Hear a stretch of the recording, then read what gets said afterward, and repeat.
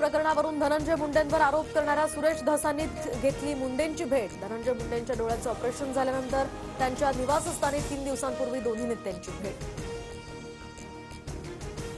तर धनंजय मुंडेंना लपून भेटलो नाही, तब्येतीच्या चौकशीसाठी दिवसा भेटलो। बीड प्रकरणी न्यायासाठी लढा सुरूच राहणार।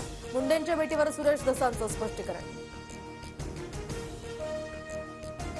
सुरेश धस, धनंजय मुंडे आणि मी 4.5 तास सोबत होतो। मतभेद असतील तर ते दूर करायचं सांगितलं। धस मुंडेंच्या दुसऱ्या भेटीची माहिती बावनकुळेंनी दिली। 15 ते 20 दिवसांपूर्वी बावनकुळेंनी जेवणासाठी बोलावलं होतं। त्या ठिकाणी धनंजय मुंडे अचानक आले तर आमच्यात अर्धा तास चर्चाही झाली। मी माघार घेणार नसल्याचं सांगितलं। धसांकडून दुसऱ्या भेटीवर स्पष्टीकरण। समाजानं सुरेश धसांवर विश्वास दाखवला होता, मात्र सत्तेच्या आहारी जाऊन धसांकडून दगाफटका होईल अशी अपेक्षा नव्हती। मुंडे धस भेट महाराष्ट्रासाठी दुर्दैवी, जरांगेंची टीका।